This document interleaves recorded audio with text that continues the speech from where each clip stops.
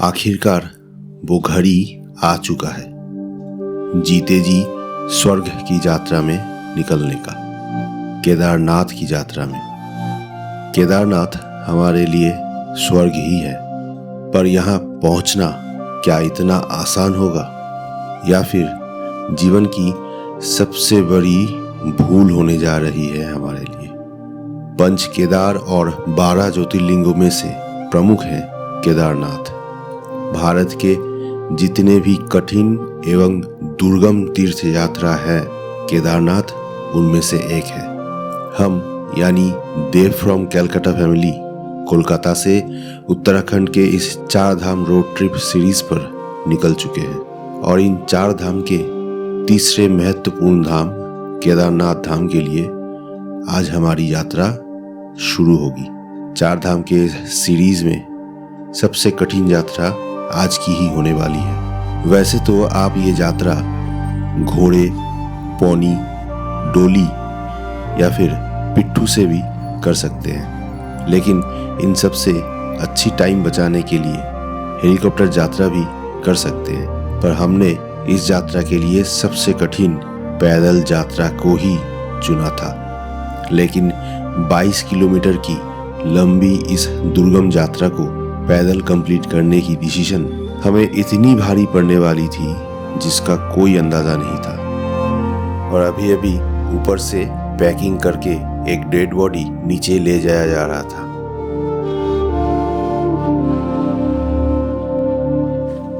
हम लोगों ने कल शाम को गौरीकुंड में इस GMVN के डॉर्मेट्री में आकर रुके थे। आज अभी रात के 2:30 बजे हैं। हम अपनी लगेज समेटकर फ्रेश होकर अभी निकलेंगे केदारनाथ की यात्रा पर। बाहर बिल्कुल डार्क अंधेरा छाया हुआ है। हमने अपनी वो सामान जो ऊपर लगने वाले हैं, उस लगेज को एक पिट्ठू से अभी भेज दिया है, जिसके लिए हमें 2500 रुपये देना होगा। और बाकी कुछ सामान जो इस ट्रैक पे लगने वाली है वो हम लोग अपने साथ लेकर अभी सुबह के 4:20 निकल रहे हैं। स्टार्टिंग में ही हमने यहाँ से ब्रेकफास्ट मैगी से कर लिया। नॉर्मल मैगी यहाँ 50 रुपये और इसके साथ भेज ऐड होगा तो 70। ये वॉकिंग स्टिक अभी 20 रुपये करके हमें मिल गया। ऊपर दाम और बढ़ जाएगा। शुरू करें फिर बाबा का नाम लेकर। बोलो जय श्री केदार। यहाँ से जंगल चट्टी 3.5 किलोमीटर और केदारनाथ 15.5 किलोमीटर। यही साइन बोर्ड आपको देखने को मिल जाएगी, लेकिन ये सबसे बड़ी झूठी दिलासा है। एंट्रेंस गेट से थोड़ी ही दूर जाने के बाद हमें काफ़ी कॉन्फिडेंस फील हो रहा था, क्योंकि सुबह धीरे धीरे होने लगी थी। पंछियों की चरचराहट चारों तरफ गूंज रही थी। अभी सुबह के 5 बज चुके। हम लोग बड़े आराम से स्लो बट स्टेडीली ऊपर चल रहे थे। खैर, आप भी अगर इस ट्रैक पे आते हो तो साथ में इनफ पानी, ORS डिहाइड्रेशन दूर करने के लिए और काफ़ी ड्राई फ्रूट्स रख लेना। और हाँ, साथ में कैंपर यानी कपूर रखना बिल्कुल मत भूलना। हमें लगा था केदारनाथ पहुंचने के लिए हमारे पास काफ़ी टाइम है। सुबह 5 बजे से शाम के 7 बजे तक का पूरा डे लाइट हमने अपने आप को दिया था। मुश्किल से 1.5 घंटा ही चले थे, फिर से रुक गए मैगी और साथ में पानी भी लेना था। दोनों ही अभी तक 50 रुपए करके। अभी हमें हर 15-20 मिनट पर रुकना पड़ रहा था। पसीने से हालत इतनी खराब हो रखी थी कि बाहर की 12-13 डिग्री टेम्परेचर भी हमें मालूम नहीं चल रहा था। केदारनाथ बाई रोड पहुंचने के लिए खाली ये एक ही रास्ता होने की वजह इंसान, घोड़े और सामान एक ही साथ इसी रास्ते पे आते जाते रहते हैं। डोली, पिट्ठू, घोड़े, पथरीले पिछलन वाली रास्ते और उनके ऊपर घोड़े की टट्टी की बदबू, सब मिला जुला कर इस रूट पर चलना बेहद मुश्किल काम है।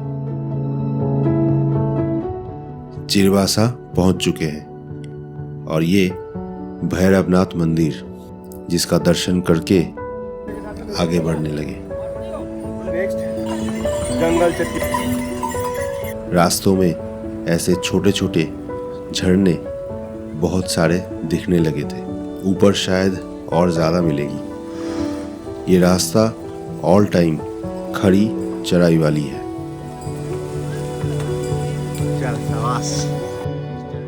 इस रूट पर हमें काफ़ी सारे सुलभ शौचालय मिल रहे थे और वो काफ़ी साफ सुथरा और पानी वाला है, खासकर फीमेल यात्रियों के लिए सुविधाओं वाली होगी। आ चुके हैं जंगल चट्टी मेडिकल कैंप, फास्ट एड सुविधाओं के साथ। हम लोग मॉडरेट स्पीड में अभी तक चल रहे थे। गौरी कुंड के 6500 फीट से केवल 22 किलोमीटर में ही केदारनाथ की 11,600 फीट की ऑल्टीट्यूड गेन हो जाती है। इसीलिए ये रूट स्टार्टिंग से ही काफ़ी स्टीफ इंक्लाइंड होती है। वजह उसके हम जैसे शहरवासी के लिए ये ट्रैक काफ़ी दिक्कत वाली और सांस फूला देने वाली होती है। नीचे से सरकारी घोड़े की फेयर 3,500 वन साइड होता है, लेकिन अगर आप हमारी तरह ट्रैकिंग करके ऊपर जाना चाहते हो तो कुछ चीज़ों का आपको ध्यान रखना पड़ेगा। ट्रैकिंग के लिए आपके पास एक अच्छी शू होना मैंडेटरी है। जूते पे इन्वेस्ट करो, आपको दिक्कत कम होगी और ट्रैकिंग आसान रहेगा। हो सके तो वाटरप्रूफ जूता ले लेना, नहीं भी होता है तो कम से कम अच्छी ग्रिप वाली, ताकि पत्थरों में, पानी में और कीचड़ में जूता ना फिसले। वो ध्यान देना बहुत ज़रूरी है। हमारी तरह ऐसे एंकल्ट और अच्छी ग्रिप वाली जूता ज़रूर रखिएगा। आप जूता डेकाथलन से भी देख सकते हो। दूसरी बात, अच्छा रेन कोट होना बहुत ज़रूरी है, साथ में विंड चीटर। 22 किलोमीटर की इस ट्रैक पर आपको कम से कम 3 वेदर चेंज दिखाई देना ही देना है। नीचे गर्मी होगी, मिड पे आओगे तो ठंड भी बढ़ेगी और दोपहर या शाम के बाद से बारिश भी हो जाती है। तो उस तीनों के लिए आपको प्रिपेयर रहना पड़ेगा। इसीलिए जूता भी अगर वाटरप्रूफ हो जाता है तो बहुत अच्छी बात है। कोशिश करना अच्छी सनग्लास और full sleeve upper and full sleeve lower पहन के चलो। ज़्यादा भारी भी ना हो और ज़्यादा पतली भी ना हो, क्योंकि जितनी आप ऊपर चढ़ते रहोगे सूरज की अल्ट्रावायलेट रे आपके बदन पे अच्छी खासी टैन बना देगी। Be prepare for that. Weather बहुत अनप्रेडिक्टेबल एंड फ्रीक्वेंटली चेंज होते रहते हैं, और अगर सच में ट्रेकिंग आपको करके जाना ही है केदारनाथ, तो घर में या फिर वॉकर में अच्छी खासी 3 महीने से पहले आप प्रैक्टिस शुरू कर दो। हालांकि फिर भी कष्ट तो होगा, लेकिन काफ़ी हद तक नॉर्मल लोगों से आप आगे रहोगे। हमने जो अपने गर्म कपड़े पिट्ठू से ऊपर भेज दिया था केदारनाथ के लिए, वो लोग 4:15 बजे निकल के अभी 9:15 बज चुके हैं, केदारनाथ मंदिर पहुंच चुके हैं और हमारे होटल पे वो रखवा दिया गया है। होटल के ओनर से हमारी अच्छी खासी जान पहचान है, तो हमने उनको कहकर पिट्ठुओं को 2500 रुपये पेमेंट करवा दिया है। इस जगह का नाम है मीठा पानी, भीमबली से लगभग 1 किलोमीटर पहले। यहाँ रोटियों के साथ एक थाली मिल रहा था, 120 रुपये करके। 3 जन के लिए ले लिया था। इसी बहाने रेस्ट भी ले लिया जाएगा। सुबह से 5 घंटा चलने के बाद लगभग 5.5 किलोमीटर क्रॉस कर चुके हैं। हमें तब तक लगा था और 10 ही किलोमीटर कुछ बाकी है, लेकिन हकीकत कुछ और ही था। मेरे मैडम ने अपने बैग से कपूर निकाल के ऐसे रुमाल से खूंटे में बांध दिया है, शायद रास्ते में दरकार पड़े।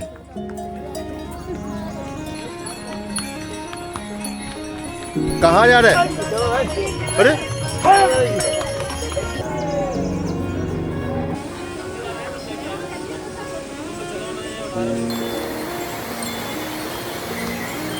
अरे हेलो जल्दी यार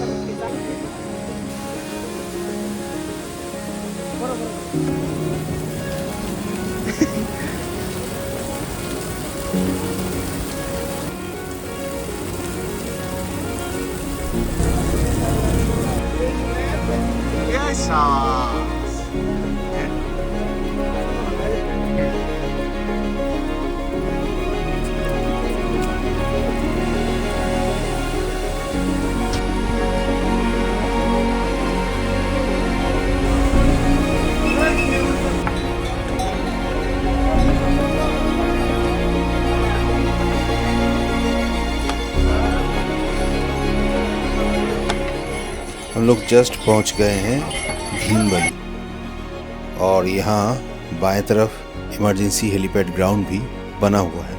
और ये पहली बार हम लोग देख रहे हैं कि भीमबली से घोड़सवारी के लिए अलग रूट और पैदल लोग के लिए इस तरफ बाएं से 2 अलग रूट बन जा रहे हैं। और ये अलग रूट लगभग 3-4 किलोमीटर दूर लिंचोली से फिर जॉइंट हो जाएगा। चलो कुछ देर के लिए थोड़ा सा शांति से पैदल चला जाएगा। भीमबली से पानी और मैगी दोनों ही 50 से 60 रुपये हो चुके हैं। हम लोग सुबह से कुछ ना हो तो 6 से 7 लीटर पानी पी चुके हैं। इतना पानी कंज्यूम कर रहे हैं, नॉर्मल टाइम में आप इतना पानी पी ही नहीं सकते। हाँ, ये बात तो है कि पसीने के मारे हालत बहुत ख़राब है। अब हमारे सामने ही वो ब्रिज, और ब्रिज से रामबाड़ा चालू हो जाएगी। अभी तक हम लोगों ने जितना ट्रेक किया है वो नॉर्मल टू मॉडरेट है, लेकिन ये सामने रामबाड़ा से अभी चढ़ाई बहुत ज़्यादा हो जाएगी और पूरा ट्रेक आगे खड़ी चढ़ाई वाली हो जाएगी, और वो कुछ ज़्यादा ही हैवी है, पूरा खून पसीना निकाल देगा। और इसी ऑल्टीट्यूड गेन के साथ साथ शायद ब्रीदिंग में प्रॉब्लम भी हो जाए, तो कपूर सूंघते रहिएगा। रामबाड़ा क्रॉस करते ही जगह मिल गया था, फिर से बैठ गए। हालत बहुत ख़राब है। कुछ देर बैठने के बाद 12:30 बजे फिर से स्टार्ट कर रहे हैं रामबाड़ा से। चलो बाबा केदारनाथ की, जोर से बोलो, बोलो केदारनाथ की। यहाँ पर बहुत सारे खाने पीने की दुकान आपको इजीली मिल जाएगी।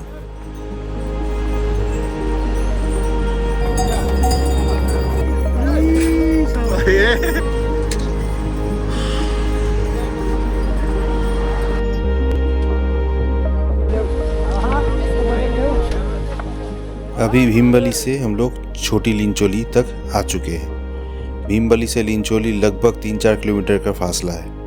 मैंने एक चीज़ नोटिस किया है, भीमबली के बाद से इस छोटे लिंचोली तक पैदल रूट पे कोई बायो टॉयलेट नहीं मिलेगा। ग्लेशियर से आता होगा। दोपहर के 1:40 हो चुका है और एनर्जी एकदम नहीं मिल रहा है। लग रहा है नहीं हो पाएगा, लेकिन हमें ये करना ही है। खुद से खुद का सबसे बड़ा चैलेंज है ये ट्रिप कंप्लीटली पैदल से ही करेंगे हम सब। पिछली बार ये ट्रेक हमने घोड़े से किया था और उसी टाइम हमने ये सोच रखा था अगली बार ये यात्रा पैदल ही कंप्लीट करेंगे हम लोग। जितना भी खाऊं आधा 1 घंटा बाद फिर से भूख लग जा रहा था, इसलिए फिर से एक बार मैगी ब्रेक। और इतना पानी पी रहे हैं हम लोग जो सब पसीने के साथ ही निकल जा रहा है। अब यहाँ मैगी और पानी दोनों का ही दाम 70 हो चुका है। ये लिंचोली है। घोड़े की वजह से यहाँ चलना सचमुच बहुत मुश्किल हो रहा है। उसके ऊपर रोड की चढ़ाई भी देख लो।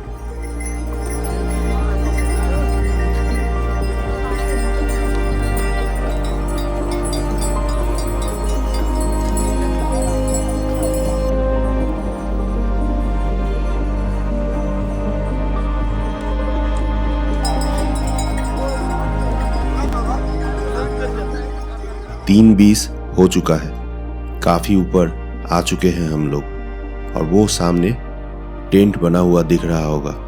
बहुत लोग एक दिन में ये ट्रैक कंप्लीट नहीं कर पाते।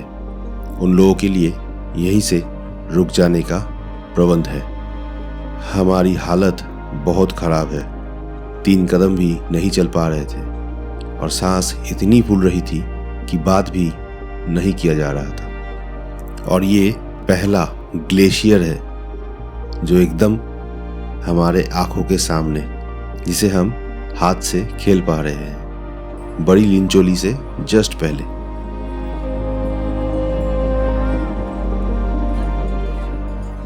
केदारनाथ पैदल पहुंचना शायद चैलेंज ना हो, लेकिन ये अपने आप से किया गया एक लड़ाई है।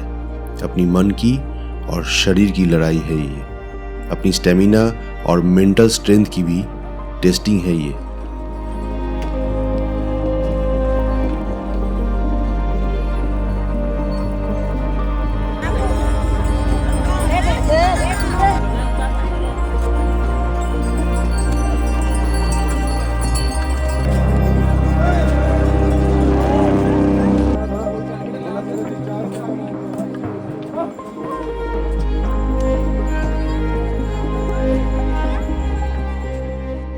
ये हम दूसरे ग्लेशियर के सामने आ चुके हैं, लेकिन माँ और बेटी अभी भी पहली वाली ग्लेशियर के सामने हैं। दोनों बर्फ खेलने लग गए थे। अभी शाम के 4:35 हो चुके हैं। सुबह 4:35 से नॉन स्टॉप 12 घंटे से हम लोग पैदल चल रहे थे। अभी भी काफ़ी टाइम लग जाएगा। 5:30 बज चुका है। फिर से एक मैगी ब्रेक। मैगी अभी भी 70 रुपये। अभी भी 5 किलोमीटर कम से कम बाकी है। लिंचोली क्रॉस कर चुके हैं हम लोग। मैंने अपनी बेटी को कहा 3 किलोमीटर बाकी है, पिट्ठू कर देते हैं, तुम चले जाओ। लेकिन उसकी भी जिद है। इतनी दूर आ चुके हैं तो बाकी भी कंप्लीट करेंगे। अब ज़्यादा कह भी नहीं सकते क्योंकि उसकी जिद की भी सम्मान देना चाहिए। पहुंच गए हैं लिंचोली मेडिकल कैंप। अब यहाँ से ये शॉर्टकट हमें लेना था।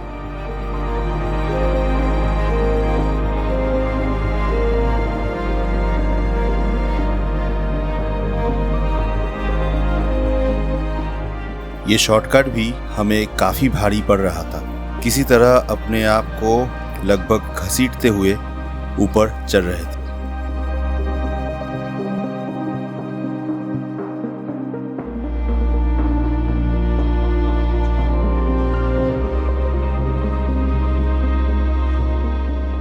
यहाँ आकर पता चल रहा था कि हम लोग बादलों के ऊपर आ चुके हैं। इस ट्रैक में आपको प्रकृति की सुंदरता और खाने पीने की दुकानों की कमी कभी फील ही नहीं होने देगी। ऐसे ही 2 कदम चल रहे थे और 20 मिनट करके स्टे ले रहे थे। और अभी अभी ऊपर से पैकिंग करके एक डेड बॉडी नीचे ले जाया जा रहा था। ना जाने किसका सपना अधूरा रह गया। जय श्री केदार की। चलती के नाम जिंदगी है। लगभग 7 बज चुका है शाम के। 14 घंटे से हम लोग लगातार पैदल चल रहे थे। शरीर में रत्ती भर का एनर्जी बचा नहीं था। पैर और शरीर चल ही नहीं पा रहा था। थम जाना ऑप्शन नहीं था और आगे बढ़ नहीं पा रहे थे।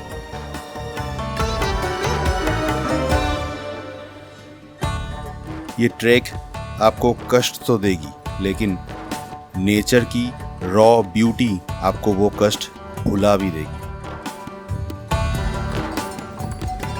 अभी तक हम लोग घोड़ा स्टैंड तक भी नहीं पहुंच पाए थे। घोड़ा स्टैंड से मंदिर और भी 2 किलोमीटर है।